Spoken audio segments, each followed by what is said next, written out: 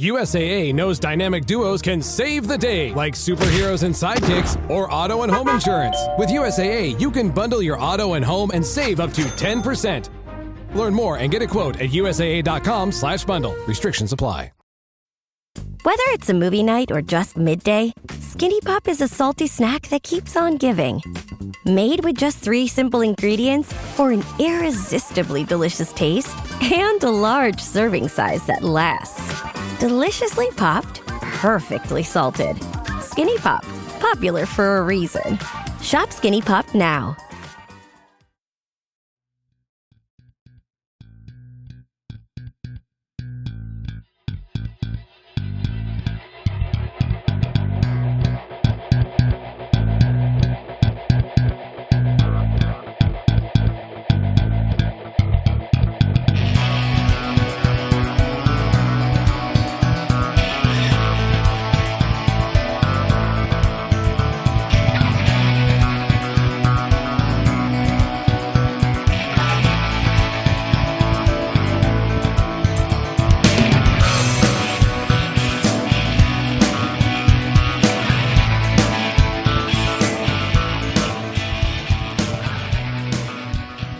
And welcome back to the Boundary Corner podcast, along with my partner, Brian Siegel, and our long-time, not only podcast friend, but lifelong friend in general, Coach Robbie Compton. My name is Curtis Wilson, and this episode is brought to you by Dr. Jeremy Counts down at Main Street Pharmacy in Blacksburg, 301 South Main Street, Blackburg, Virginia, your friendly neighborhood pharmacy. Robbie. Yes, sir. Good to have you back, man. How you doing, brother? It's been a while. Good to have you back, man.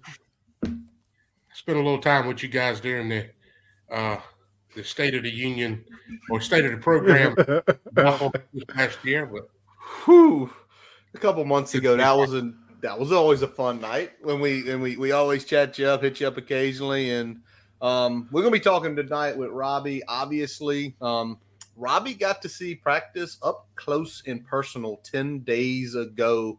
And Robbie's got some takeaways of things that he saw there he wanted to talk with us about and good stuff like that. But, you know, before we get into the football stuff, we got to hit a couple of the other sports. And, Brian, I'll let you lead with this because you said you wanted to talk about it tonight. I mean, it's the elephant in the room. It's the buzz around Twitter and everywhere else, or X or whatever the fuck we're calling it now. Twitter. The departure of Kenny Brooks to Kentucky, obviously big time blow to the women's basketball program, and we're starting to see the dominoes fall from a current roster standpoint, from a recruit standpoint. So the dust has not settled yet, but obviously big impact on that program, and just kind of playing a wait and see game of what's going to be next from a coaching standpoint. And kind of still processing the feelings of, you know, what this does for the program, and I think it's been a big gut punch for a lot of people. Well, the gut punch, it's like the second gut punch, right? You know, because the first gut punch was Liz Kitley tearing her knee out. Yeah, any chance of getting back to the Final Four at a title run was gone. They announced it right before the Blacksburg regional, and that was the first gut punch. But I think we were ready for that, right? We were ready for it because we saw what happened, and we were all like, if she didn't tear it, more than likely we expected we weren't going to see her. Yeah, if she didn't tear it, it was a terrible sprain. Robbie, you deal with athletes and injuries all the time. It was like, if it ain't torn, it's messed up, and she ain't back for a while. Yeah, my wife as an athletic trainer, and she said she saw the. Oh man, both little spur internet.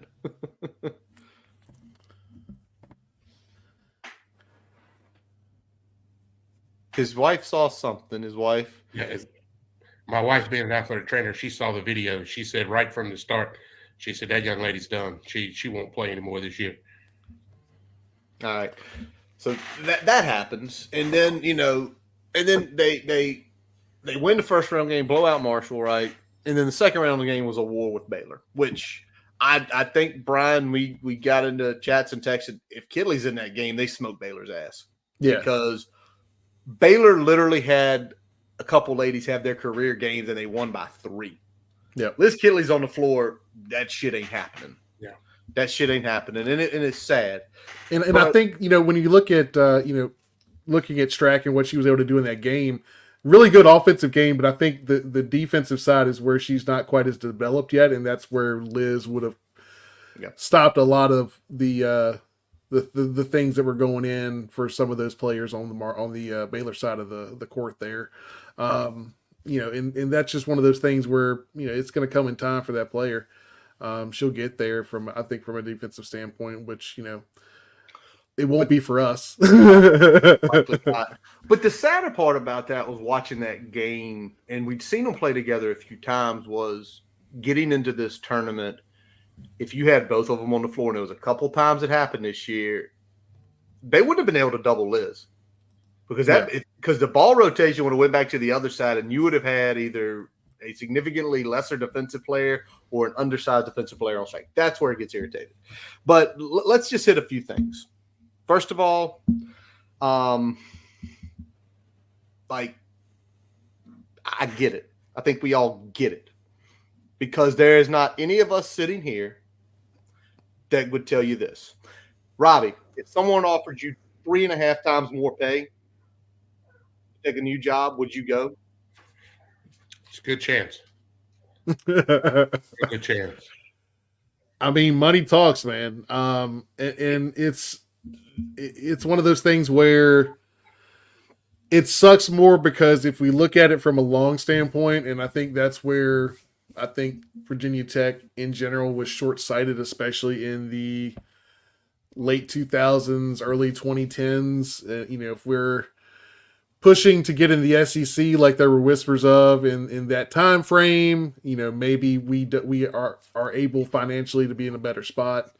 If we were ramping up the way we build our off the field infrastructure at that same time point, we might be in a better position to maybe make some of these plays and things like that. But just between the combination of not getting the media money that an SEC team gets and still revamping, especially in non-football sports, how we are handling recruiting and fundraising from an infrastructure standpoint, it was going to be a tough ask. It was going to be a tough ask, and especially when you're still trying to grow football, and especially when you're still trying to position yourself for conference realignment.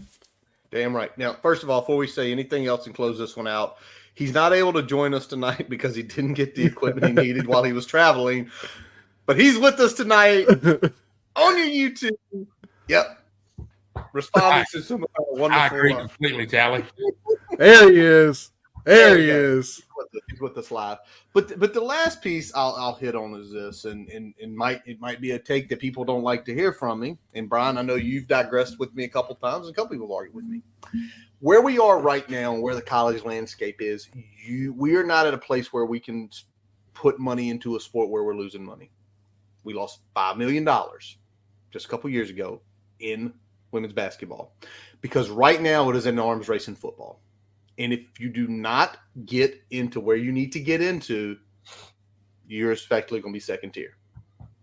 And I think with the tradition, if you tell me right now, and if I ask anybody out there, would you give an extra $2 million to Kenny Brooks to maybe make the Final Four next year? Or would you put $2 million back in football?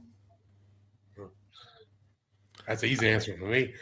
I know it's an easy answer for you. And I think the majority of the people listening are going to agree with you on that. I think I'm going to give you a counter argument here, and it's not going to necessarily be Kenny Brooks related. It's going to be any coach that is the women's basketball coach for Virginia Tech related. If you're talking about $1.6 million in salary for Kenny Brooks, that's part of that $5 million shortfall for the women's basketball program as a whole. I don't think that you're going to find a coach that's going to make you any degree of competitive in the Atlantic Coast Conference that you're not paying at least $1 million, maybe $1.2 million a year. So that money is a wash anyway. But the extra money. If you're saying, so what I'm saying is, I don't think we could have gotten to 3. Would it have been worth getting him to 2? Maybe. I think that's hard to argue. I think that's very debatable. I think it's definitely something that if the steps had been taken, like I was discussing earlier, it would have been a no-brainer. Yeah. But that's not where we are. Yep. And Tally, just he's gonna be with us. He told me he was gonna try to do this all night, but yep. And that's it. Brian, you said it a few years ago though, when we had those issues, you were like, you put the money in football and the rising tide will raise all the ships. And that's effectively what we're doing right now. All right. I'm gonna flip off basketball. We are trying to get a guest on next week to talk in depth even more on that. Brian's working the phones, efforting.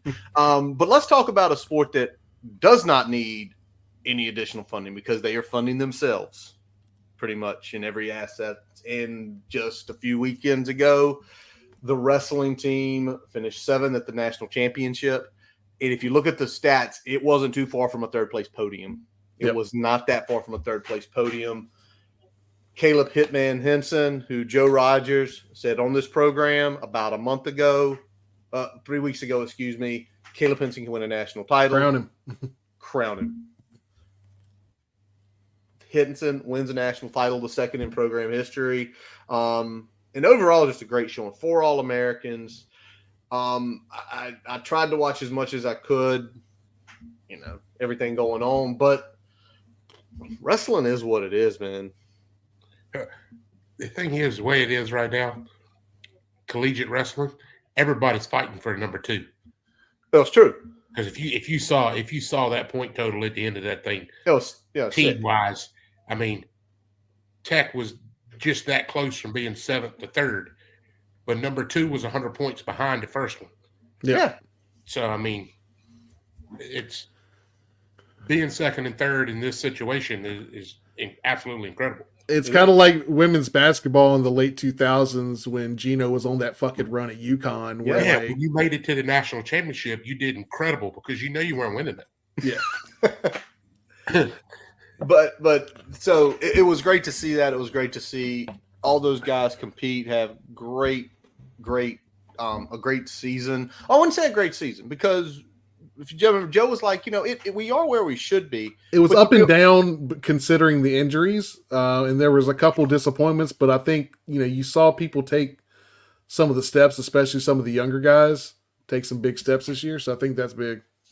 Yeah, I'm just reading the comments over here. Let's put it up. Yeah, put it up just because. Oh no, that one's funny. It's the one above that. Tally's having himself a blast tonight. Pump all the money in tennis. Get over to national now. We don't want to do that. This is the one. Oh, this is going to be beautiful. Tally, I'm so glad he's probably sitting on his hotel room. He's probably got a bottle next to him. He's probably watching some on TV. But I wore my orange hat and everything for Tally. I know you did. We had to break the news to Robbie that it was just going to be us two. He's like, oh man. But the big piece here is Southeast RTC. If you can and you want to support the wrestling program, support that, because supporting the Southeast RTC, that is going to be the way to keep the studs coming in. And there are studs rolling in. I mean, Thomas Stewart, a freshman All-American, Jimmy Mullen, who's on the football team, potentially has the ability to, if not become an All-American, potentially win a national title as a heavyweight. And let's talk about not just bring the studs in, but keep the studs there, because there's some poachers out there, especially in the state that's shaped like an oven mitt that were coming after a couple guys. That's one of the crazy things about wrestling is if you're in wrestling in college, with your school ranking doesn't matter. Everybody's on the same level. Yeah. So I mean, you don't have this stigma of Division II or Power 5 and all of this. You're in. It doesn't matter what school you come from. It's true. Very true. And there's always chances to make the Olympics and things like that. And, Kyle Lewis, a year after he won the national title, should have been there. But with COVID and everything, that screwed up his year where he could not. It was basically, I think what I've heard Joe and my friend Dave Fuqua call it, it's the Olympic red shirt. Yeah. You ever heard that shit? Olympic red shirt. Why are you redshirting this year? Oh, I'm going to make the Olympics. Yeah, I'm going to the Olympics. Exactly. All right. Probably the best excuse I've ever heard for one. Exactly, for a red shirt. I'm going to make the Olympics. Let me do this. All right. Well, let's turn it over and let's start talking about football. And the one thing that broke about it would be a week ago tomorrow. One of the all-time great wide receivers at Virginia Tech, Cam Phillips, is going to be on the staff in some capacity this year, as announced by Coach Pry. Cam's been out for a little over 6 years now, spent some time in the NFL, some time up in the Canadian Football League. And Coach Pry continues to stick by what he says, right? Like, oh, yeah, the Lettermen are coming back. You're keeping it home. That's a guy that kind of straddled the end of Beamer era, beginning of the Fuente era. Yep. Kind of saw both sides of it there. So that was something he talked about in his intro at the meetings the other week was, there's guys here that have been through the culture that we're looking to bring. And that's why they're here. It's because they understand the culture and the way that we want to do things. Yep. That's a good way to put it, Robbie. And another thing about the culture right now is how they're recruiting the state of Virginia. And I mean, during the weekend you were down there, Robbie, it was a big land. Brett Clatterbaugh, Eastern View High School in Culpeper, Virginia. He is a top 315 player. That's up there. He is the number 8 on the composite, 35 at linebacker, 6'2", 220. His Final Five won't no joke. Yeah. It was Clemson. It was Georgia. It was Virginia Tech. A couple others in there. Yep. I know, Robbie, you said you were going to try to get to the film. Did you get a chance to get to the film? Oh, yeah. I watched some of his huddle stuff. All right. What did you see on him? Because he's an impressive player. I mean, he's got good build.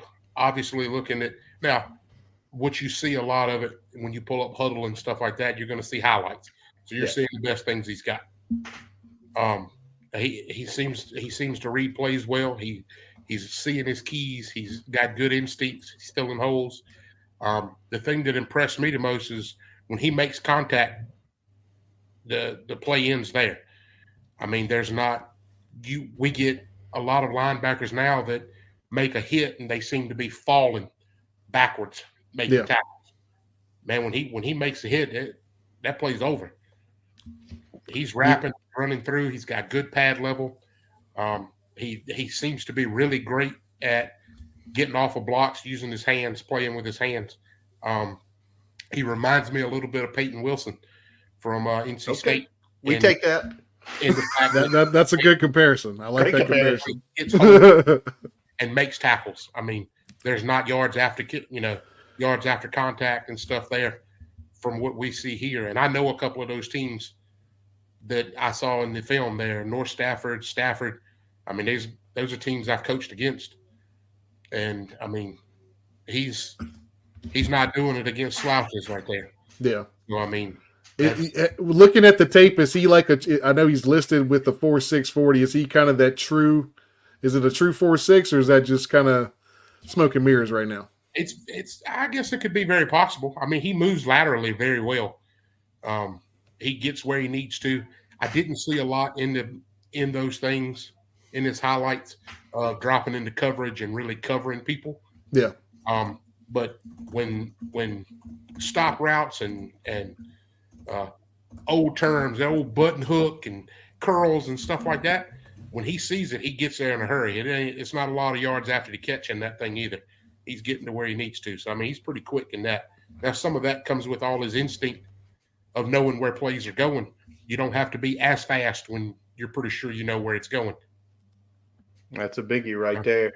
So that's a huge land. Right now he sits at the top. He's a 4-star composite everywhere. So everybody sees him as basically a top 350, 300 player, which is awesome to see.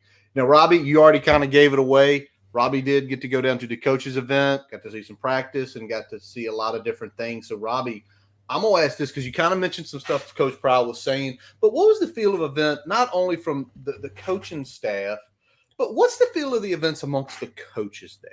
Like the coaches, because these are guys you probably know, you coach against. You've probably said in many things like this. But what's the buzz about where this program is going right now? I mean, you guys see it when they recruit these guys and they post all the stuff on social media, and all of their things say "Welcome home." This is home. When you walk in there as a coach, and you definitely feel it, because they know a lot of those coaches are coming from Virginia. They want them to feel like they're coming home, and that's what they're doing. I mean, you walk into the event, you walk into the thing, and all of the coaches are at the doors. They're greeting you. They're talking to you. I mean, they want it to be that comfortable. They want it to feel like home, not just for the kids coming in, but for those coaches. As we know, a lot of those coaches in Virginia, it is home to a lot of them. I mean, you've got a lot of those coaches that played there over time. I mean, that's their thing. They want to bring that crowd together like that. And I mean, it's a great thing. I'm 2.5 hours from there in North Carolina, but it doesn't matter. They welcome you in because you're in their footprint. So you're welcome at all times. What you got, Brian, on that? I mean, I think that's kind of what we've been talking about. Like, I feel like what you're describing there is that the culture is completely flipped, especially from where it was a few years ago. And I think, we've had some folks on here that have spoken to that from personal experience on the recruiting side. You were there with us when we were talking to those folks that stayed on the program. We've heard it from other recruits that we've talked to, other players that we talked to. So it seems to be something that is just a recurring theme of being very relationship focused. And if you focus on the relationships, then the other things start to take care of themselves a little bit. Yeah, absolutely. All right, now let's get off that. That's the event. That's how you're feeling. What's just a feeling in the building about 2024 right now? Like what you're hearing from the coaches. And I know we're going to talk about a lot of stuff. We're going to talk about players. We're going to talk about some things you said in. But what's just the vibe coming out of there? Because, again, you walked in Merryman. You got to go down on the field and the practice fields and all that stuff. I mean, is there a difference between 2023 where the team went 7-6 and 2024?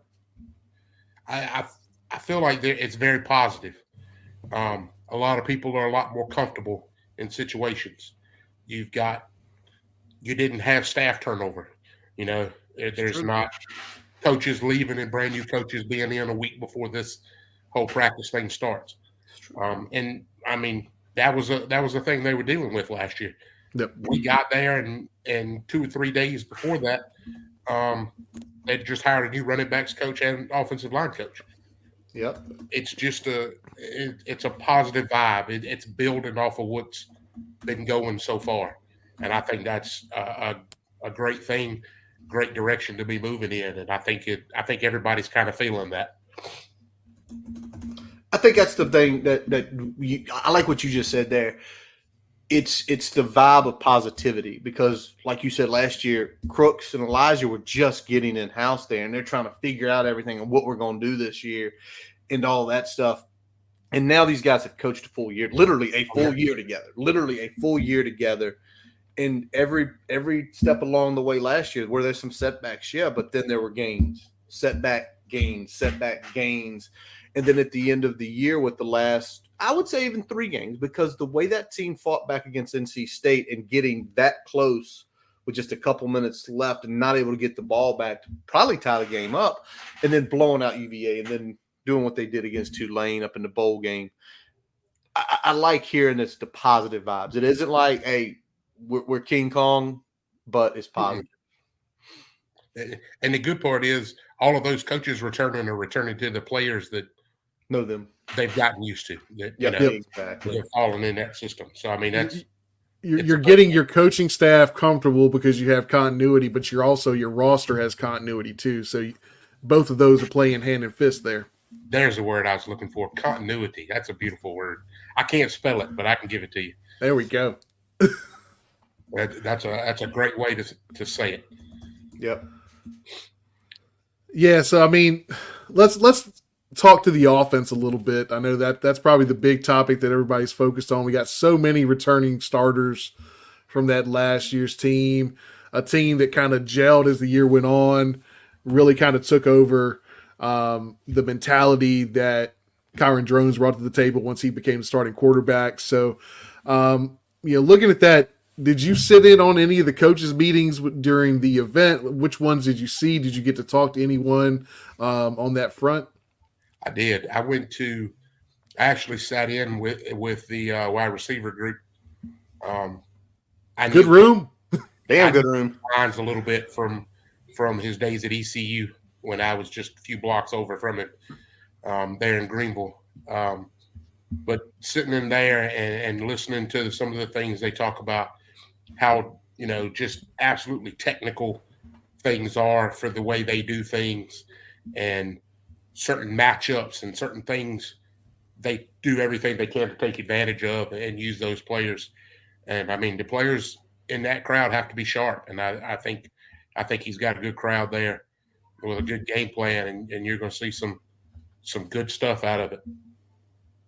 All right. Love to hear that. Now, Brian, you already brought him up, so we got to talk about him. I'm sorry. Can't wait any longer. And first of all, shout out to Mr. Drones, Kevin in the house with us tonight. Good to have you. Oh, a fellow coach, can't go wrong. Another fellow coach. There you go. You and him talking shop back in state of the program. But let's talk about Kyron Drones, because you said in here last year about this time, and you said the thing sounds different coming out of his arm. Yeah. But you were talking to us about now physical specimen. We still know that, but you said there were things you saw last weekend that are just, it's like, I don't know how you want to describe it, Robbie. He's in the system. He's settled into Coach Bowen's system.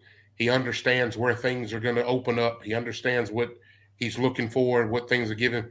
He doesn't have to force things. He knows what's there. He knows what to take. He's a smart football player, and he's got a competitive edge to him. He's got a leadership to him. The guys are following what he's doing. He knows that system, and they know that he knows the system, and everybody's more comfortable in that situation. And I mean, that's the, yes, he's a vocal leader, but those are the leadership parts that they just spill out of him because he knows what's going on, and they're comfortable in that continuity of Woods. I'm going to use that word a lot tonight, Brian. Now, thank you. You are welcome. They're comfortable in that, and it's just going to make things easier going forward, I think. Yeah, I mean, it's nice having a player that's at that position that has a command of the offense, but also has those other intangible leadership qualities, and also has a physicality that just, you can't understate, right? So, like Tommy said. Yeah, he's got that dog in him. So, I mean, I think, those qualities definitely help in the quarterback room, and everyone feeds off of that. Yes. Because when you got a leader on the field like that, everybody else is going to feed off that energy. Yeah. Yeah. We're not sitting here tonight questioning, okay, oh no, would they be talking about this kid? They're going to start this kid because, they give him a chance. No, we know who it's going to be. Yep. And he knows who it's going to be. There's no looking back. It's take it to the next level. Yep. There you go. Take it to the next level. All right. Well, I got to take it back one level, because I think now, because last year it was Grant, it was Kyron, who's going to be one, who's going to be two. That all played itself out. So this year we kind of have the question mark. Now, who was running with the twos the day you saw it? Because I know obviously there are two kids there who are younger. Do you recall who you saw that day? I think Pop Watson took more snaps. Okay. With them. He took a few snaps here and there in different drills with the top wide receivers, with some stuff like that. As well as I do, things happen. He may have to go out there with the ones every once in a while. Kyron could be making a huge run and have his helmet pulled off, and man's got to go out there and perform. Yep. You never know. Whitkey, I think that's how you pronounce it. Whitkey, yeah. He had a lot of snaps with the twos too, but typically Pop was the next guy out there. From an arm talent standpoint, who did you see show a little bit more from your perspective of those two? I think, Papa's and Whitkey looks like he has good command of what's going on, just that experience. But man, Watson's got some. That dude can be electric. Okay. I mean, you can lose him behind some things, and he shoots out of holes, and I mean, he's moving when he comes out of there. The kid is quick. I mean, he could be very electric in a lot of ways out of there. But yeah, he looks like he throws on the run pretty well too. So he does. Nice. All right. So obviously, it seems like there's still a somewhat battle for the backup quarterback position as we continue to move into spring, which I don't think anybody's shocked with. But like hearing those insights from Robbie, especially on Pop. All right, let's go to the running back room. Because running back's one of those weird rooms, right? Because they're going to take a ton of hits in the season. Yes. Do you really want them to take a ton of hits during practice? Well, you want to take some. I know y'all want to because y'all coach, and it's like you got to at least get used to this shit. Yeah. But who did you get to see live that day? Did anybody step out? Did we get to see Mr. 13.7 himself? Was Tyler Mason out there? And we saw a little bit of tooting and some drills. Okay. Some skelly stuff, but he didn't look like he was getting a lot of full contact stuff. Okay. The vast majority of the snaps I saw, as far as inside work, team drills, you saw a lot of Coney and Prelude. Okay. And, Prelude. Okay. They told us beforehand that some of the running back stuff was, some of them were a little banged up and a little tender, I think was what the word said in some places. And there's, I think this was one of their first days of full contact in the thing. So it's not a time where you're going to go out there and really push guys too much in this situation. But I'm going to tell you what, Mr. Mason, I'm interested to see him step into some of the things that they do once he gets up to speed, because being right here locally, just a few minutes up the road in Mount Airy, that kid has been impressive, and I'd like to see him through a lot of their system. And you know what? It's funny you say that, because when we talked with Coach Pry last May, and we talked about the spring game, like, some guys didn't go, and he's like, why am I going to try to send a guy out there who's tender, banged up? Yeah. It's a spring game. We got 12 games in the fall. There's no need to go, this guy who's a good player, we know what we can get out of him. There's no need to him to go out there and play. So it sounds like that mentality is the same way with him right now. Like, he's a little banged up. Why am I going to run my backup or my starting running back through drills when they might be a little nicked from the first full padded practice? It's something Pride told us. It seems like he's living by it. Yeah. I mean, Tootin, this will be his, fourth or fifth year of college football? Third. This will only be his third year? He was a true freshman at North Carolina A&T when he went for 1,200 down there. Okay. Well, but I mean, you're that many years into being a featured ball carrier. What's the point of taking hits in the spring when we know what we're going to get out of him when he counts? Yep. And I think it's, we all know running backs, when it comes to later in college and profession, there's an expiration date. Oh, yeah. You only take so many of those hits like that, and why waste them, doing – I'm not saying that some of these drills are wasting reps, but, I mean, why take some of those shots when it's not completely necessary? Yeah, and, I mean, if you got padded practices, you're probably going to be, anywhere – 90% is probably the best you're going to be once you get a few practices into the season anyway. But if you're much below that, take a seat. And I mean, it's a development aspect to it too. You got all these young guys that can get in there and learn and build from there. So I mean, it's never a bad thing, because we all know you're going to have to rely on, I would say, in the college game, at least 3 by now.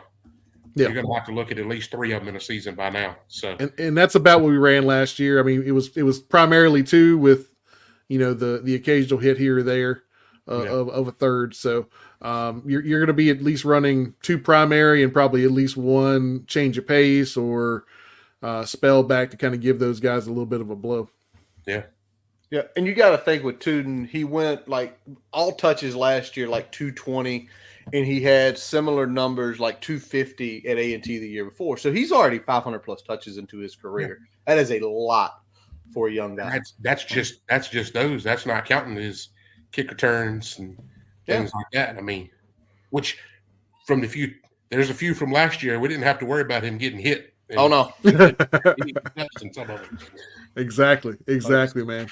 And I mean, that's what you love to see. And I'm glad that they're taking it a little bit slow with that room, because it's a room that we have good experience in. You don't want to squander that on a one-off play in the spring game or spring practice or anything like that. So I think take it easy with those guys for sure. Yeah, I think that's a big thing that coaching staff's looking at too.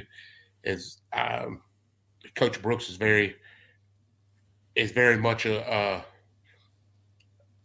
student of the game and developing those kids. So I mean, you might have to hold back one a little bit to keep them as healthy as possible, but it's just bringing the other ones up to speed and getting them prepared.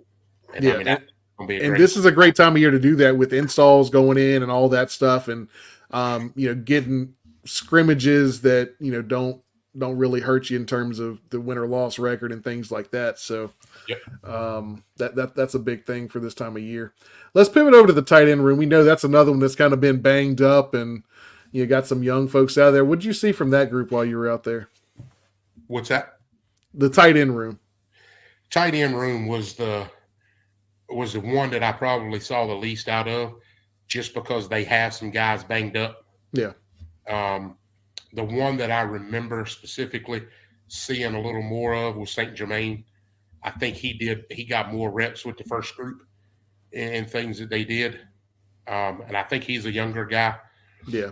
I kind of spoke to the Gosnell brothers a little bit, just because they're from relatively locally here where I am. Yep. Lost you there a little bit there. Gosnell brothers locally. Is he gonna come back? Oh, I'm back. There we go. Gosnell brothers locally. Yeah, neither one of them participated in the practice that day. They're kind of rehabbing and getting some stuff together. But I mean, I think they'll be ready to play, ready to go. They're, Yeah, we knew Steven's injury was going to kind of be a longer recovery period, and Benji, I know had a nick here, nick there. Did you see much of Zeke Wimbush out there? A little bit here and there, I think, in some of the scaly periods and some things like that. He looked pretty good catching balls and stuff in some of the drills that we saw, but I didn't see I didn't pick up a lot on him in like inside or things like that. Most of that was St. Germain with a lot of the guys. Gotcha. And yeah. It may just be the comfort and the somebody that understood the progressions of stuff a little bit better right then, being that first day. But I mean, just in individual group drills, they've got a couple other tight ends there that are going to be able to help them, especially in the long run. Yeah, I think the hope is that Zeke would kind of step into a little bit of Daquan Wright's role at least in the passing side of the tight end role there. So it was interesting to see if he was doing anything. So getting involved in Skelly isn't a bad idea there. Yeah. All right. Well, let's flip it over to the room you sat in and talked to Coach Mines with, someone you go back with. Let's talk about that room, and let's talk about, first of all, the core four. You already mentioned Stephen Gosnell. He's one of them, along with Jay Lane, along with Quan Felton and Ollie Jennings. I mean, everybody in there, to me, they all can play anywhere. Like, they have primary positions where they excel at. But, we know, Brian, you mentioned Gosnell's rehabbing. But just seeing them up close, and I know they probably ran some of the drills and some of the plays, and you got to sit in the room with them. But just up close in person, like, how good are they? That's an impressive crowd of football players now. Very, very fluid, very technical football players. I think a lot of that comes from Coach Mines and the way he teaches the game. They're very good. They have, the way they put routes together, the way a lot of colleges put routes together. You have a lot of options depending on whether you're being pressed or off, or whether somebody's giving you an outside release versus an inside release, things like that. And I mean, they take advantage. They do a good job of taking advantage of the things that's given to them, and they create their own space.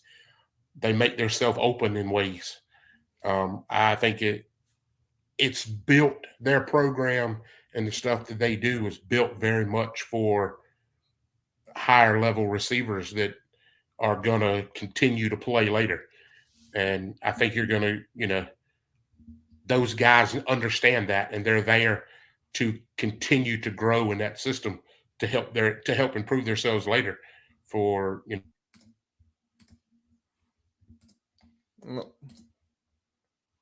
We got some skipping again. He'll be back in just a second here. Y'all, just so you know, Robbie is going to be moving to a location higher out of the holler of Wilkesboro in the next little while here. So next time he joins us, probably not as many. So Robbie, you cut off for a second there. But let me ask this next. You got those four guys. I want to talk about the two young guys at the end here. Yeah. But what other guys like Xavier Turner Bradshaw, Tucker Holloway, Aiden Green? Did any of those guys pop out to you, whether it be just running drills, their physical demeanors? Those guys are like those guys were there. They ran some stuff with the ones. They were catching passes from drones and Skelly and things like that. It was a lot of rotation, a lot of stuff like that. And you can tell you've got that core group that knows what's going on at all times, and they can make those breaks and cuts and decisions. You got the next group that you can tell are into the system and learning those things. And then you've got the younger guys that you can just tell have pure raw ability. And it's just taking a little time for them to see what's going on and learn the intricacies of what they're trying to do. I think it's a good flow down through from the older guys all the way to the younger guys. I don't know that the younger guys are going to be at the bottom of that thing very long. All right. That's just my opinion. You can tell by those abilities. And I'm not trying to take away anything from some of those other guys, but you can tell there's just raw ability that, you can learn all the game you want to. There's some things you can't learn. Yeah. And a couple of those younger guys have things that just aren't taught and can't be learned. Yeah. And you mentioned Green. Did you see much of Chance Fitzgerald out there? I don't recall. I would say nothing stood out to make me think that. I know he was out there a couple of times because he was in that second group of receivers that come out there some. Mm-hmm. But they did a really good job of mixing guys in and out, and you could tell they were trying to keep some held back a little bit, not to push them but so hard, Yeah. But I mean, it was definitely a group that's got depth, and they've got the pieces that they should be able to recover if anything happens or anything like that. Probably a little better than last year as far as being able to step up. All right, you've hinted at those two young guys. I want you to start with Chance Wiggins first, and just what you see out of him. Say it. Somebody put the thing up earlier talking about drones and how he's got some dog in him. Chance Wiggins might have a little dog in him himself. I mean, he's just like, you could tell he got out on that field that day, and he's just as happy as he can be to be on a football field. I mean, he's gonna be a force in the next year or so. I mean, he's gonna be somebody to watch. He loves being there. He just loves being in the game, I think. And he's going to compete with every chance he gets, and that's one of the best parts of it, is seeing those guys go out and compete. All right. Now, what about Brody? Because you said Brody not as big as Chance physically, but you said watching him run just he's smooth. Man, he's smooth. He breaks his routes quickly. I mean, it's a foot in the ground and break. There's not a surprise, in my opinion, that he's one of the all-time leading receivers in Virginia history with the way he runs routes and the way he snaps things off. And I mean, it's just smooth. I've seen some decent receivers in my days coaching, and he's right there. I mean, it's pretty impressive to see him move in and out of things.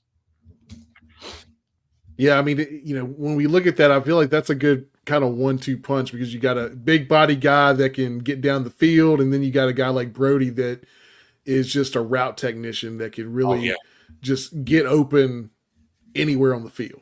He's going to completely excel in that program, the way they do things. He's going to play himself open a lot, and it's going to be very fun to watch. So we talked wide receivers. Let's go over to the offensive line room. Yeah. Oh, hell yeah. I'm just going to be quiet for the next couple minutes here. We're a line podcast here. We don't make any qualms about it. We've got some little bit of steps were taken last year in terms of the production from that group. We'll start negative here. Is there anything that worries you looking at kind of the early outcomes of what the spring was looking like with those lineups? Just I don't know if it's as much as worries as as just kind of, I was expecting it to be a little more Now, don't get me wrong, the comprehension of what they're doing, the things like that, the continuity of that offensive line is building. It's there. They're trusting what Coach Crook is putting in there. You can definitely tell an advancement through that crowd. I personally thought seeing the kid come in, the transfer kid come in, that you were going to see a little more of him moving in and out and trying things. And my kind of opinion was like, okay, who does he step in and replace? I don't think that kid's come in and take steps to replace anybody yet. Throughout a lot of the drills and stuff, I saw a lot of the same guys that we saw before. The Schick and Lemons, Chaplin, both of the Moore boys. I mean, which isn't completely surprising. They've been in the system. They've been going through. They know what's going on. And the new kid, his name slips my mind. Cunningham, yeah. He, I didn't see him really with the first group, but he's only been in the system at that point for really at practice for 3 or 4 days at that point. So he was kind of in last gotten there. Yep. So, I mean, it's not completely surprising, but it just, a little more advancement and stuff is what I'm looking for. And that's going to come as they go through the spring and get into the fall. And you never know. I mean, things can change all the time. We do some spring stuff here. I mean, we've got kids playing right now that may not even be in that position group that they are. Now, granted, that's high school, but, just because what you see as a first group right there may not be a first group to start the first fall practice or even the first fall game. So it's going to be interesting to see how they kind of put some groups together. But that group of 5 that played every game they played most of the games last year have that feel for each other. Yeah. I think they're continuing to try to carry that on. Yeah, what gave me a little bit of optimism was seeing that, once you get a quarterback that's comfortable with running the football, and once you see some of the scheme shifts around his skill set, you saw the play of that offensive line improve as well in tandem with that. So other than that, are there any other big things that you see from an optimistic standpoint heading into the spring practice and spring game here? I mean, I thought they had, they were working together well. Double teams were nice and tight. They were doing some good things there. They did pretty well in pass protection for a lot of things. Footwork is very good. They're getting, they're playing with good pad level, which sometimes is hard for some of these offensive linemen because they're big. But I mean, things that I know Crook looks at, you can see them developing. You can see those things getting better with every play. Now, they're going against, which we'll talk later about, they're going against a crowd that is doing everything they can not to make them look so good. They did fairly well against that for the most part. Do you think from a fundamental standpoint you're seeing some improvement? Is that kind of where you're seeing the most improvement? Yeah. They're doing little things better. They're working through first blocks and coming off to the second level, making good transitions in those ways, getting good drives and good movement up front at times, adjusting well when they may not have the best leverage against the defensive lineman. Yeah. Defensive lineman's going to have good leverage. Are they making adjustments to that? And they did make good adjustments at times. So that progression that they're looking for with the offensive line, I think, is there, especially with the first, I would say, 6 to 7 linemen. So you're seeing like less panic when they lose that leverage. You're not just, Absolutely. Oh shit. Yeah. They're continuing to try to make something work.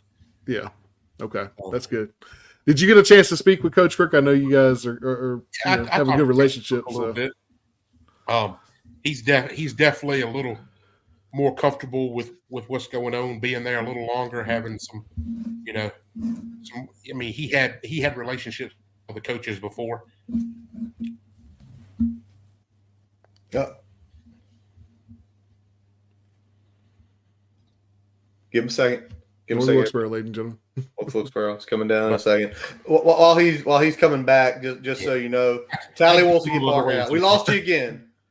But I mean, it's definitely a better feeling for him this year. I think just being there.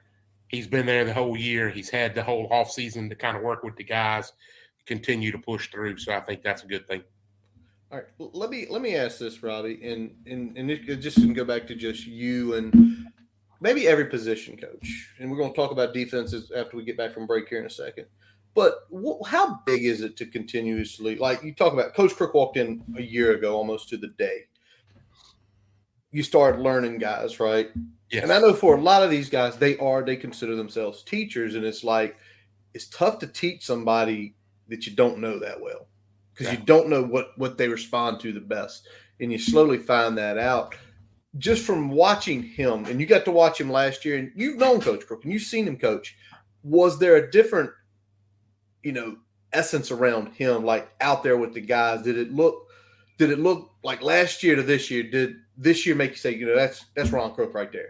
Last year was him, but because he didn't know these guys, he couldn't be all himself. Yeah, the relationship was there. The expectations are there. They know what he expects. They know what he's looking for. They know those things.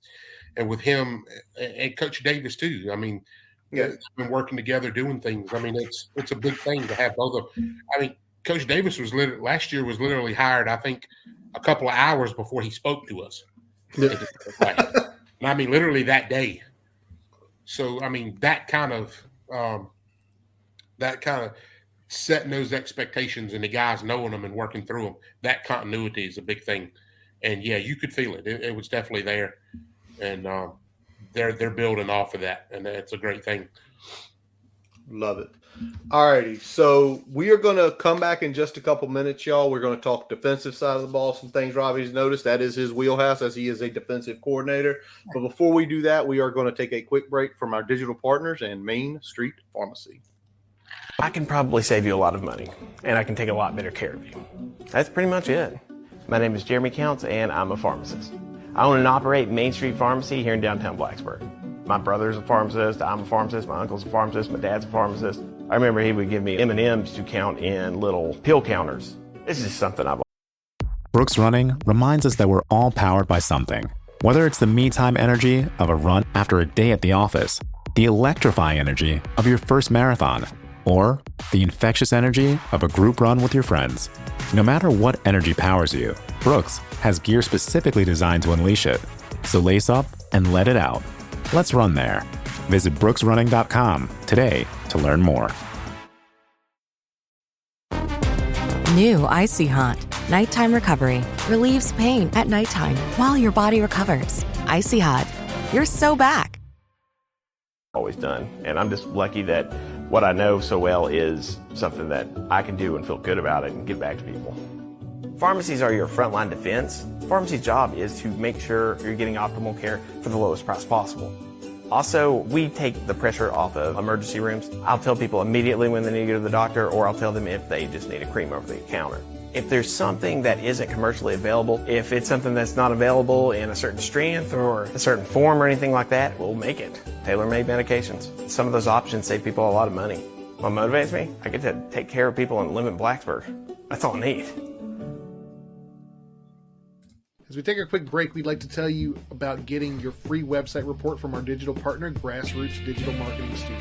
They'll tell you how your website ranks on Google, on-site SEO, and social media. No commitment to buy anything. You can get your free report by visiting grassrootsdigitalstudio.com/free-website-report. Now back to the episode. All righty, and we are back with Coach Robbie Compton. Robbie, let's flip over to the defensive side of the ball. But before I jump on that, see, last year, y'all, Robbie texts us, and I'm going to tell you, it's one of those things, like he gets to do this every year. He texts me and Brian, so y'all, guess who I just had dinner with? We're like, no clue. And you're like, Kevin Jones. I'm like, shut up. No, you didn't. Sends us a picture. Yep, here we are at the table, all of us. It's like, you son of a – but who did you get to have dinner with this year at the event? Well, we sat down at the table. I was with Coach Davis there to start with. Okay. We had some other guys come in. Old coaching legend Sparky Woods come down and sat with us for a little while. Nice. Coach Scott Abel, who's here at Davidson College. I actually coached against him years ago when I was at Halifax. He was at Amherst High School. Okay.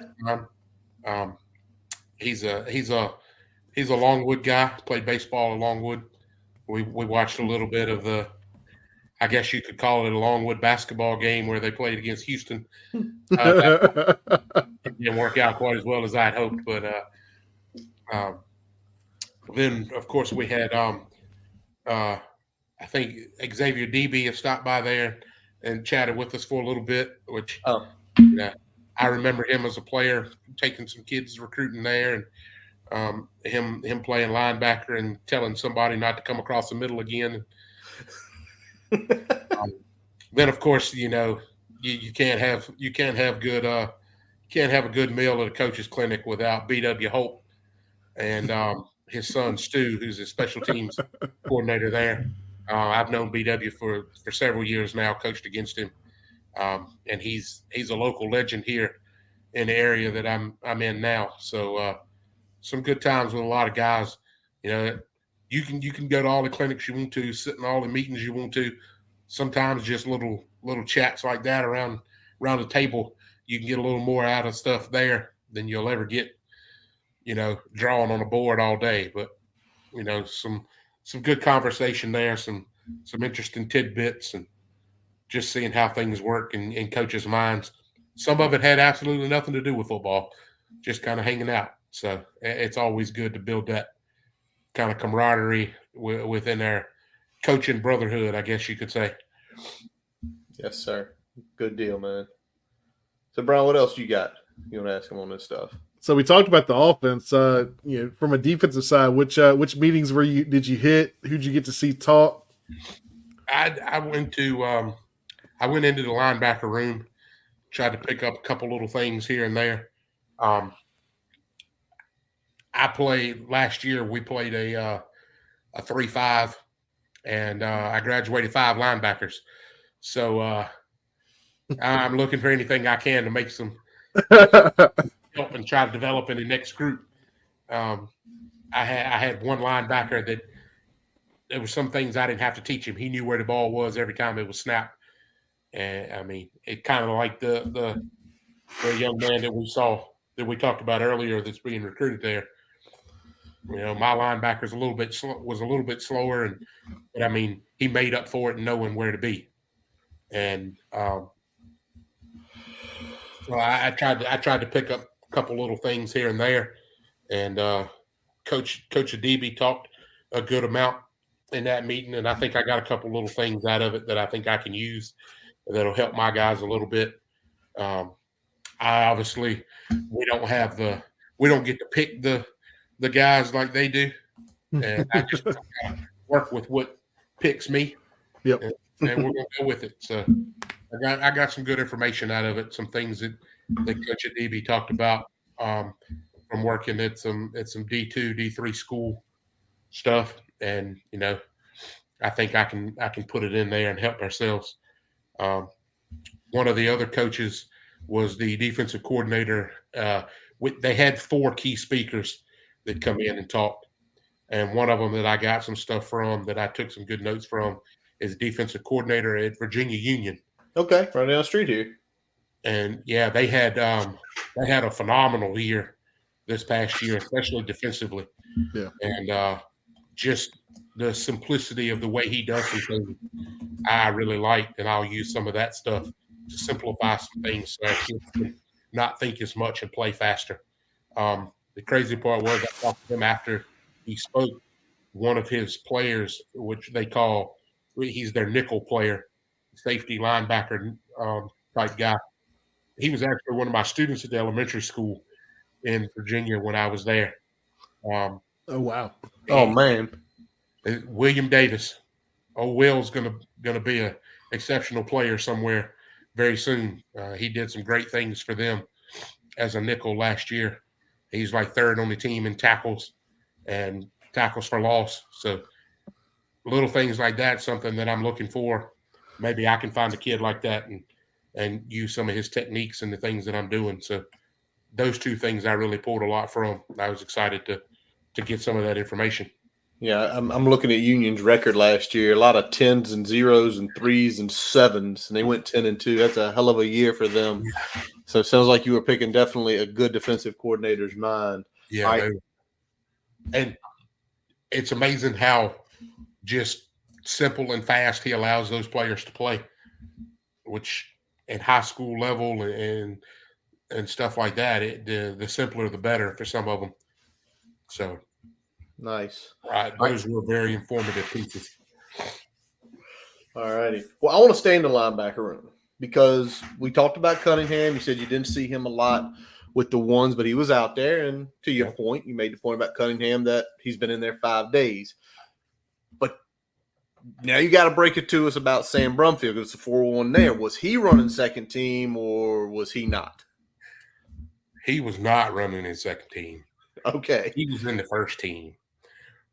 And he is an impressive specimen at the middle linebacker spot.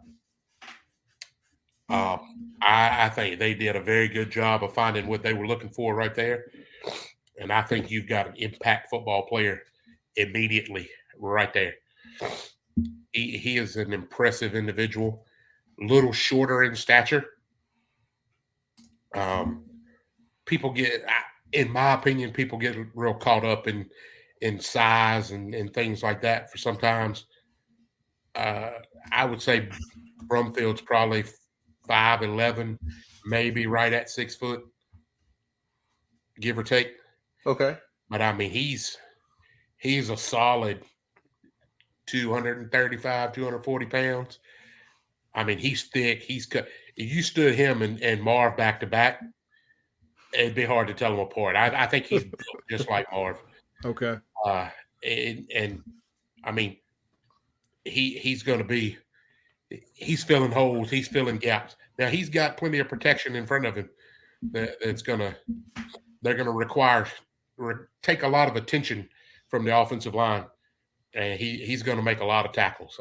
He probably had, what did he have, like 130 some tackles last year at Middle Tennessee?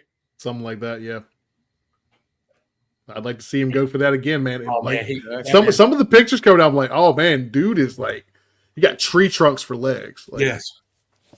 Yes. I mean, he's got a wide base, a small waist, hips, and then a thick, broad chest, big arms. I mean, that's a man right there, buddy. And not a lot of times, like we talked about that other linebacker, when he made contact, the play stopped there. Yeah. And I mean, that's what you want as a linebacker. You know? And when we talk about linebacker play too, I mean, I know you talked about getting like hung up on height a lot of times. I feel like people do, because if you're able to, if you've got good instincts, if you're able to avoid blockers, if you're able to shed blockers, the height only comes into play very minimally if you can do those things well. If he's already a little bit shorter, he's playing at a better pad level. Yeah, it's harder to get hands on him. I mean, it is. You take a 6'6" guard against a 5'11" linebacker. I mean, if he gets 3 inches lower and the guard gets 6 inches low, he's still 4 inches shorter. Yeah. He's still 4 inches underneath him. And I mean, that plays into his advantage. But his instincts are pretty impressive. He knew where the ball was going. He knew where things were. And you could just tell that he was – like I talked a lot when we talked during games last year. You know, sometimes I was like, what are the linebackers seeing? Why are they not filling certain gaps? I don't think we're going to have that question with this one. I don't think Brumfield's going to leave that idea open. He's coming in to fill, and he's going to know where he's going. Yeah, and talk about the trickle down from that. If he knows where he's going, he's the quarterback of that front seven. Other guys are also going to know a little bit better where they're going play to play. Absolutely. Because I think the big thing we saw last year is inconsistency. There were so many times where we'd look good for long stretches, but there'd be just those lapses on certain plays, whether a motion kind of threw off the mindset of where they needed to be, or some other pre-snap or post-snap movement, and just kind of got guys' eyes tricked a little bit, and they were just way out of position. I feel like we're going to see a lot less of that with the guy that has those type of instincts at that position.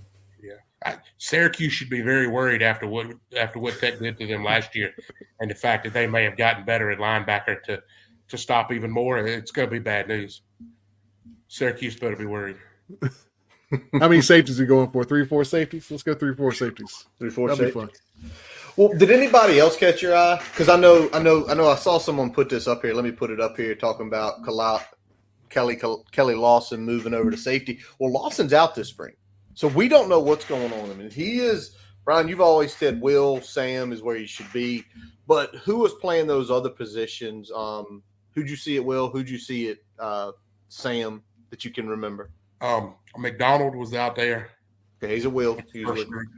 Okay. I couldn't tell you which one because there's 2. Okay. One of them's a defensive end, right? Yeah, one's a defensive end, one's a linebacker. Well, the linebacker I actually talked to their dad a little bit. Okay. During some drills and before practice. He's a pretty interesting character. He runs a lot of camps and does some things. Good dude. He's very much into the culture of things there. But I thought McDonald looked very good. Him and Brumfield worked well together. They talked, they communicated. They did very good at finding the football and what we call vicing it, kind of closing in on it. Each one of them taking a shoulder. That way there's really no cut that the back can make. Yeah. That we call it vicing. I don't remember exactly what they call it, but they worked very well together in that situation. I saw several other guys kind of rotate at different places. They rotated linebackers quite a bit. Okay. The Woodson kid. That's the White Vic guy right there. I saw him at linebacker some. Okay. At several different positions, which was kind of something I didn't expect. But just, kind of learning and getting things. He's a little bit bigger of a linebacker. I'd say he's probably 6'2", 6'3". Yeah. Longer kid. All depends on how you look at it. Their kind of nickel, whatever they call that guy. Star, that's it. That's the star linebacker. I saw my buddy Gabe Williams there a little bit. Nice. He played some looked like linebacker stuff out of that spot. He did some good things back in coverage stuff and doing some other things. So I mean, it was very interesting to see a lot of guys kind of moving around and rotating. And you mentioned Lawson, He was number 7 last year, right? No, that's Jenkins. That's Jenkins. Yeah. Okay. Lawson was 21. Lawson was 21. Okay. Well, like 7. He wasn't in the spring. I probably didn't notice him quite as much if he wasn't really participating as much. But they're you can definitely tell they've gotten more comfortable in where they want them to be and what they want them to do and communicating. And I think Brumfeld's brought some leadership to that whole thing too. Just getting comfortable in the situation. Yeah. But they kind of look at him as, hey, this is a cat that was one of the tops in the country as a linebacker last year. He probably knows what he's doing. We can trust what he tells us. And you could see that kind of coming together. Yeah, and it's nice getting some leadership kind of back in that room too, because I feel like we leaned on Dax for so long, and then there was a kind of a little bit of a void, I think, from a leadership perspective last year. Even though I think from a athleticism standpoint, went up. Last year's linebacker group probably went up, but I think the leadership was a little bit kind of work in progress, right? So there's definitely some athleticism there. Yeah. For sure. I just love what you and Brian just talked about here. Brian, you reiterated a little bit more about having the Mike knowing where he's going makes everybody else know where they're going. Oh, yeah. And, I mean, if it's like he's going to C-Gap, well, I ain't supposed to go to C-Gap. Oh, that makes sense. I need to go B-Gap. And somebody else is going to go ask here. When you know that the guy that's responsible for the checks knows what the check should be. Yeah. That helps. Yeah.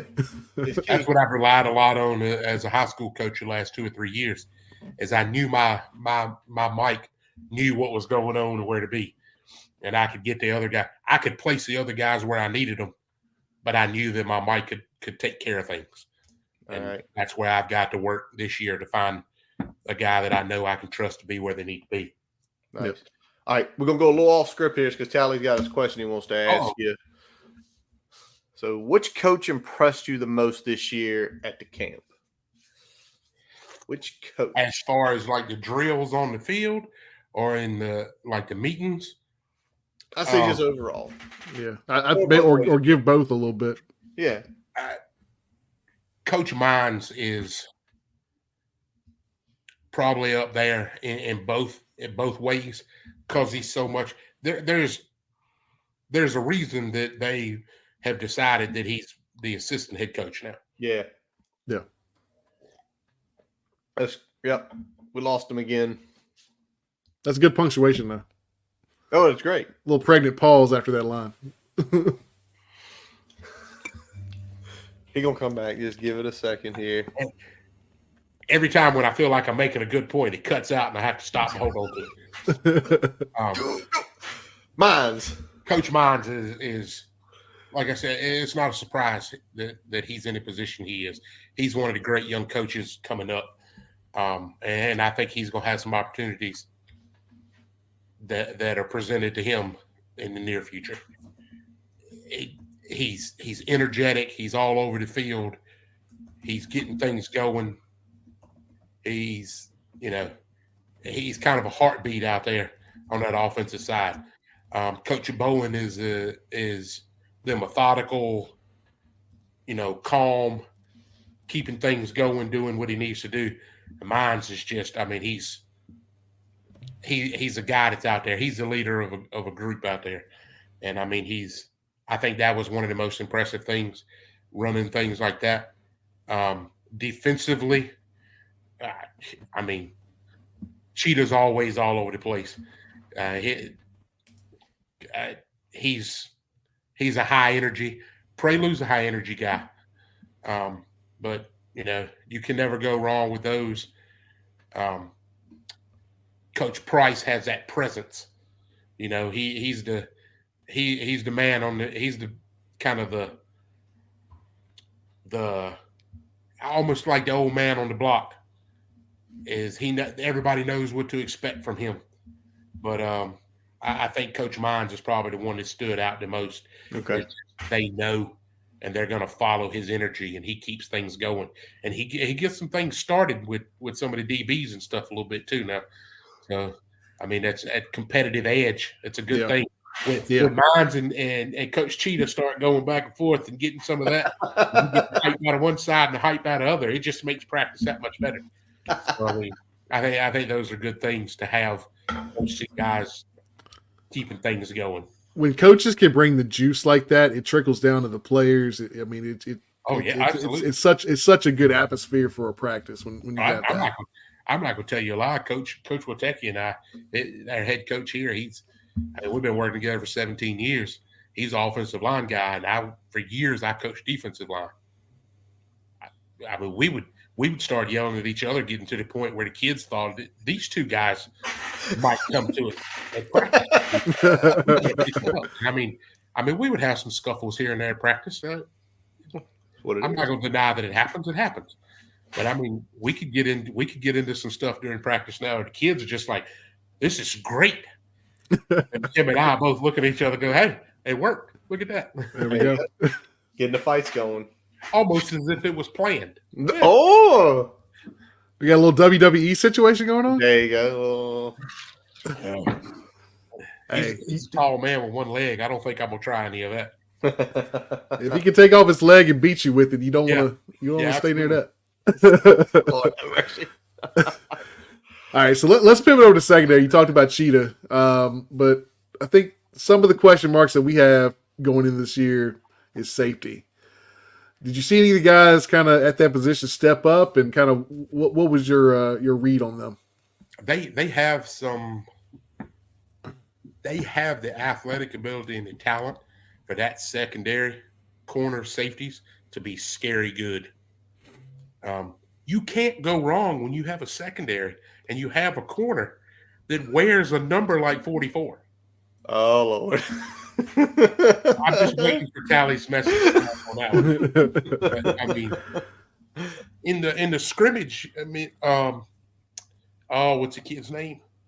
Phillips. Moose, the safety. Moose. Man, he laid some wood in like the first 2 or 3 plays, to the point that some of those defensive leaders are like, "Hey, man, calm down a little bit." He brought it. Save some for the fall. Third play. I mean, they have no problem being physical.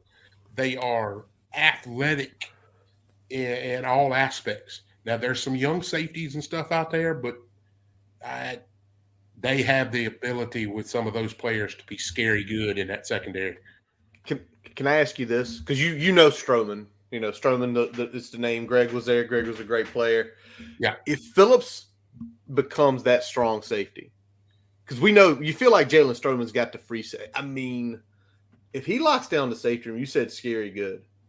If he lays the wood and don't get ejected on the first hit he throws at somebody, which, as we know in this, like, is he that piece? If he that piece where you saw, if he's laying that and everybody else, you know strong. You saw some of the young corners play last year. You saw Stroman play. We saw Mansour and Delane. Reference. That dude is athletic. So, all right. Yeah, I think Phillips is. I would say he's probably got that aggressiveness. He's got that pop to him and he enjoys it. Like, he's looking for it. And I think that's going to be. I think that's going to be great for them. Well, it's funny because you mentioned Pearson a little while ago, and it harkens back to the days of where we had always had safeties that popped, clean pops. Still to this day, the nasty hit I've ever seen was Cam Chancellor on Tyler Boyd, and everybody's like, "That's targeting," and you looked, it's like, no, he went shoulder to shoulder and just knocked the shit out of him. Yeah. And I like that, because I think that's a trickle down effect of who your coach is, because the coach is, don't target them. Like, don't target them, because that'll get you ejected. Yeah. But if you throw that shoulder in their rib cage and in their shoulder and you pop them down, the rest of the game, not only are they thinking about it, the other guys are thinking about it. The quarterback is now thinking about not putting it in a spot to get them wrecked. And when they start thinking like that, bad passes. Yeah, absolutely. So I love seeing it. Anybody else out in the secondary? Because you mentioned Phillips, you know all the other guys. Did anybody else catch your eye? The corners, just how the way they move in and out of things. You think they're in man, and next thing you know, they're dropping and moving, and just that coverage look. They're so skilled and athletic enough to be able to do those things. I think is impressive. But that's what we've grown to know from Virginia Tech in the secondary is their DBs have been able to adjust and do things that other teams haven't been able to do. There's been a long history of those DBs there, and I don't think this crowd is any different. Teams are going to have a hard time with they start changing up coverage looks and doing things like that. We know we don't want to throw anywhere near this guy or that guy. And he's not dropping to that area, and he's moving to something else that we thought was going to be open because we had him occupied. They're that good, I think, in the secondary part of it, which is a great thing to see back. Yeah, I was curious if we saw Reddish get much play in those scrimmages you were to look at. I think he was in there. He was in and out some. It's the view sometimes. We were there with all the coaches. They had a lot of recruits and stuff there that day. Yeah. Sometimes it's hard to see a lot of things and really comprehend what's going on at times. But I mean, they had a lot of guys rotating in and out where as far as Skelly stuff goes and the team group, you saw a lot of the same 5 or 6 people. And gotcha. They are going to do exactly what's billed. And you can expect, I think you can expect very good work out of the secondary. And a lot of teams should be worried about whether they're going to be able to extend the field and open things up underneath because of those things, because they can lock some things down out there, I think. All right. We finally get to the final piece of the defensive puzzle, and that's the defensive line. I know Brian's got his questions about the interior, but I want to ask about somebody. I want to ask about APR. You saw him last year. That kid balled. I mean, right at 10 sacks, relentless, crazy motor, crazy skill.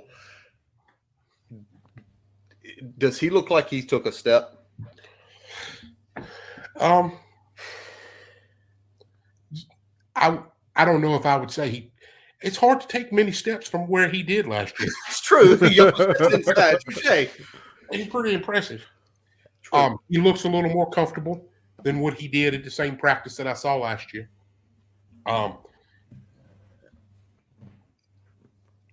That whole group up front gave those ones some trouble now.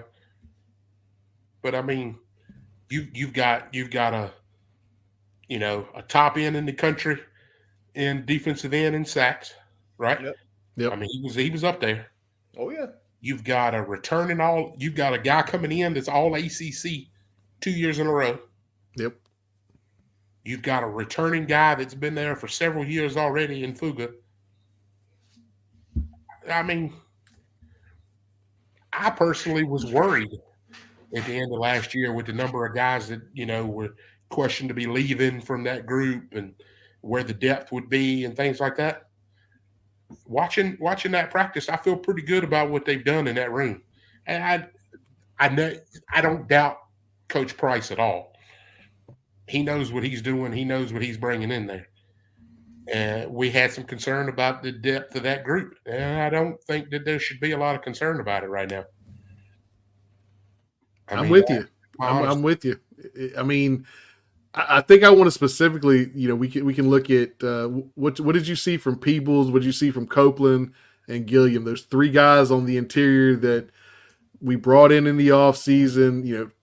One of them big time accolades. The other,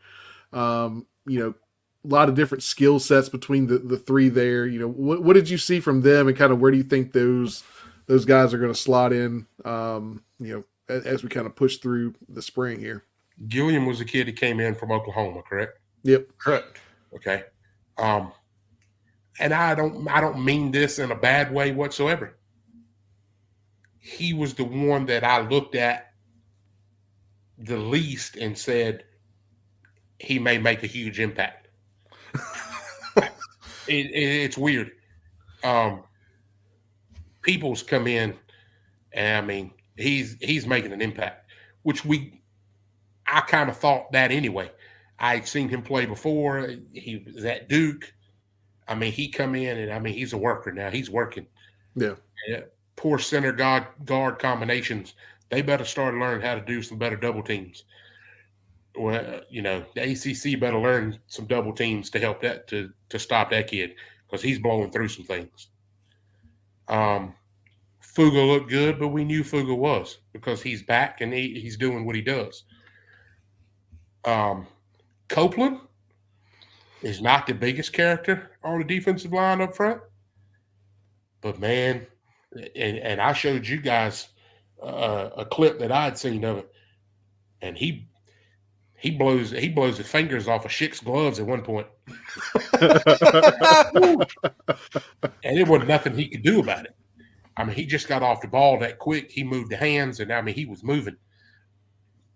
But I mean, you can see him getting leverage, playing to the low pad level, getting hands extended.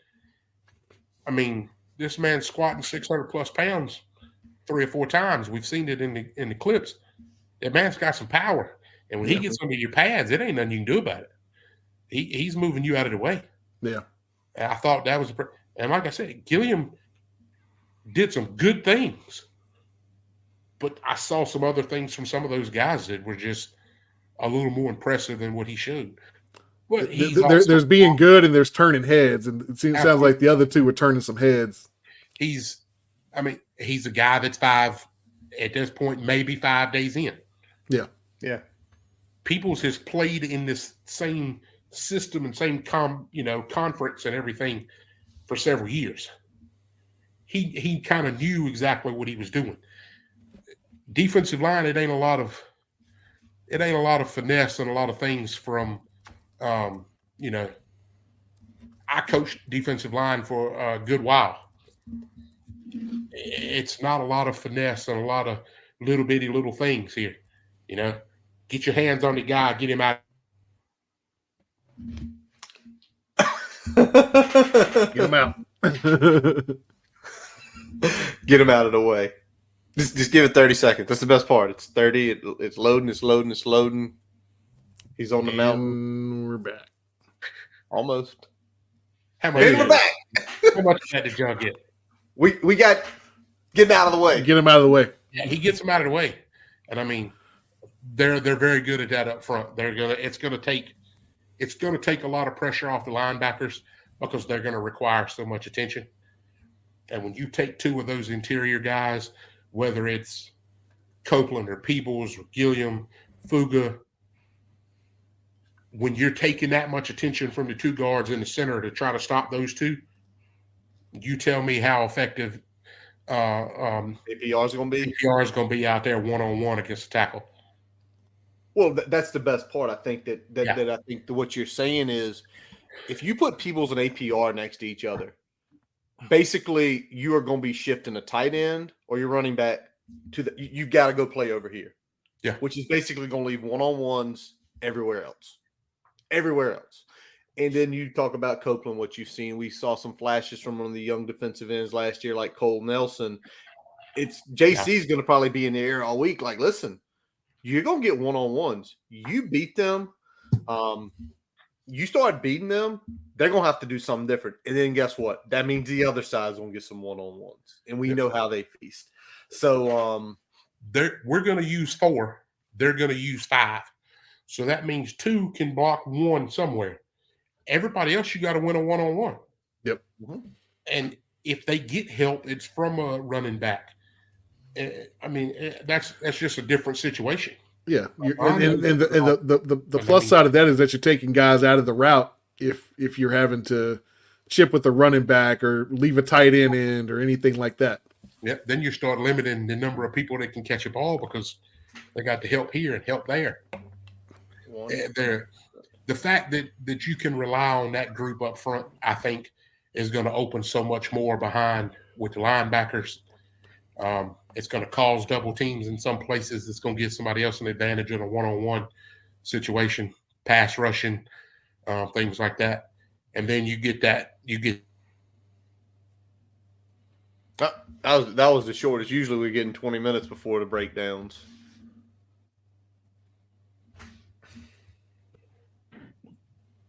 You're going to get that star from the edge that's really going to help some, and we know Virginia Tech loves a corner blitz here and there. Yep. So, I mean, nobody's expecting that to start with, and they're focused all their attention on the 4 up front. And then he comes screaming through there. Poor running back trying to chip that thing. It's trouble. Exactly. So, I mean, Robbie, anything else? We're getting close here to wrapping it up. Anything else? 2.5 hours. Huh? Y'all were talking about it was going to take 2.5 hours. Well, if we had talked about everything, it was going to take 2.5 hours. See, that's what I'm tasked with between Sigla and Tally and Sheldon. Curtis, can we get 90 minutes? Like, okay, we can do it, boys. Y'all got to listen to me, though. Because that's why I like State of the Program. Stubborn. 3 hours. We stubborn. That's why the kickoff shows goes 2.5, because it's like I tried to cut all my notes and everything down. I was like, I'm not going to get off topic, and I'm going to try to stick to the position we're talking about. Y'all remember we went longer than Oppenheimer on the State of the Program. Well, we were also that was because a lot of people. The Oppenheimer thing, not Oppenheimer. The State of the Program thing was kind of like dog years. Yeah, it depends on how much you had to drink and how much you indulged yourself. It's State of the Program time. State of the Program. Instead of, dogs age in dog years. As far as I'm concerned, most of us only spend about an hour and a half in State of the Program time. So at varying levels, right? At varying levels. Because most of us started here and we went down here. We were gone by the end of it. Oh, yeah. Curtis was yelling by the end. That's how you knew Curtis. That's how you knew I was feeling good. I mean, I couldn't beat Brian from the year before, but I don't know. Don't nobody try that. Please, nobody try that. Unsafe. That's unsafe. Unsafe. By the way, for those who have never heard that, go listen to that. A lot of great guests, including Robbie, including our wonderful sponsor Jeremy, all of us. Dwight, such a beautiful little pharmacist. By the way, we had Dwight on here a couple weeks ago, and to tell you how inebriated I was that night, I texted Dwight, "You want to come on here?" Like that's when it's like I'm just texting people randomly. You want to jump on? I don't care. It's a family atmosphere. If you want to hang, come hang. See, we know we're in trouble in that situation. The louder Curtis gets, yep, the worse the quieter Brian gets. Brian starts the leaning in towards the camera. It's quiet for like periods of time and then like random loud noises.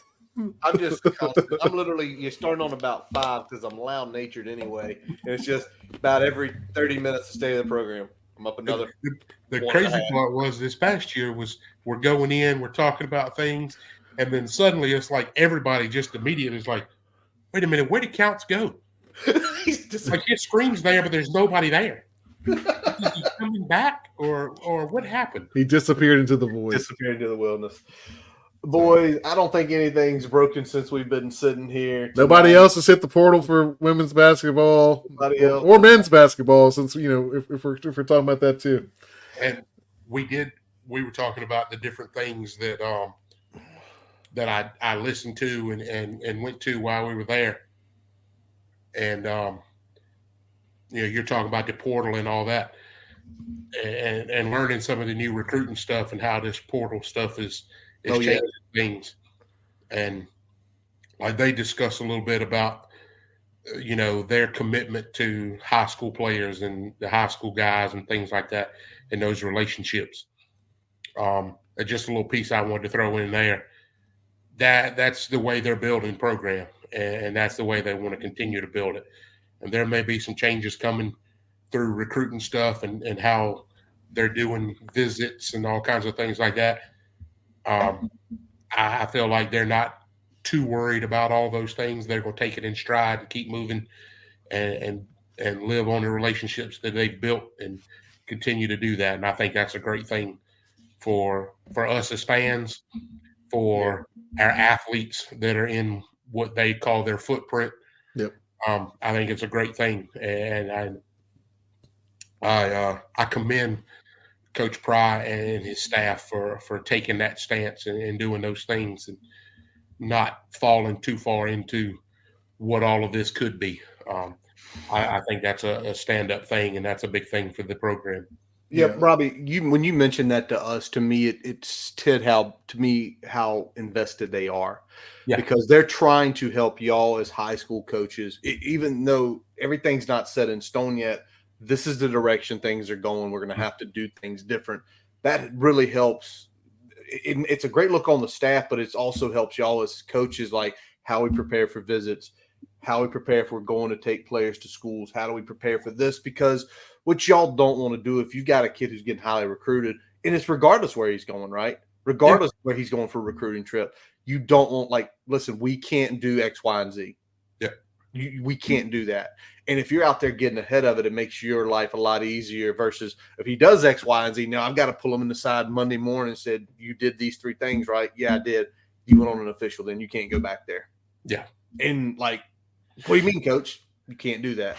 So I love that they're doing that, man. Well, it sets expectations too. Like when you have clear expectations of what a staff is going to do from a footprint standpoint, you can prepare your players for that. You can have those discussions. Yeah. And I think that's going to be big long term because, just talking NIL, I think we have a very good NIL situation, but it's a whole lot easier to use that NIL to retain players than it is to go out there and flip your roster with 10 or 12 players every cycle.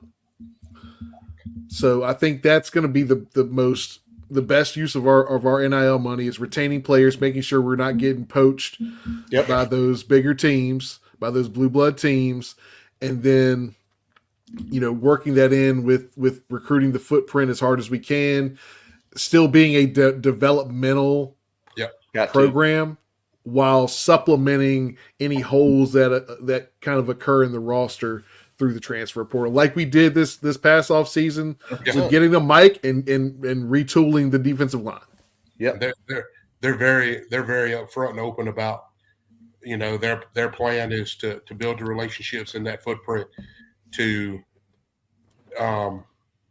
fill their roster with the kids that they know want to be at Virginia Tech, and they want to build that way. They want to build those kids. They're not afraid to develop kids and push them because when they want to be there, they don't have to worry about somebody swooping in to take them, because they want to be there. Yeah, 100%. We can, and as he said, we can use the portal to fill holes of things that didn't go our way. And, we've seen that in the last couple of years. It's filling the holes, filling the little things that we didn't get through. Recruiting parts, but they're filling a lot of things recruiting wise. Yes, they are. And I mean, that's to be able to take a young kid in today's society and have them understand what it means to commit to a place and to love a place enough to know, regardless of, so-and-so told me they could give me this much money and a new car to be playing there. I want to be at Virginia Tech. Well, they didn't offer you a car. Well, I don't care. I want to be there in that program. I want to be with that coach. I want to.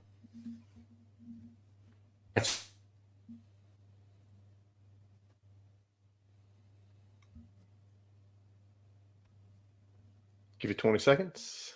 We're on delay. And there we are. And he's back. And like I said, I think that says a lot about their approach to things and why you're going to get that continuity and consistency through what they're doing. 100%. All right, well, boys, I'm going to wrap up this episode of the Boundary Corner podcast brought to you by the Main Street Pharmacy. I'm Curtis Wilson. I'm Brian Siegler. Robert Compton. Visit our website, boundarycornerbt.com, to listen to all of our episodes. Check the merchandise shop out there. Follow us everywhere you can, Twitter, Facebook, Instagram. Subscribe to our YouTube channel. We are everywhere when it comes to podcast sourcing. That is, when I say everywhere, Spotify, Amazon, Apple. If you like YouTube, listen to it on YouTube. As always, our buddy Jason Long plays us out this week. Check him down at the Grandin Village Farmers Market down in Roanoke from 8 to noon. Also, check out Jason Long Music, where you can connect to all of his music, Apple, Spotify, his YouTube, and Facebook pages. Appreciate you coming on again, Robbie. Robbie's fifth appearance. You still trailed to White, but that means you have to come on a lot more to catch up to him. Well, this is your fifth. I can't compare to a Vic when it comes to anything Virginia Tech.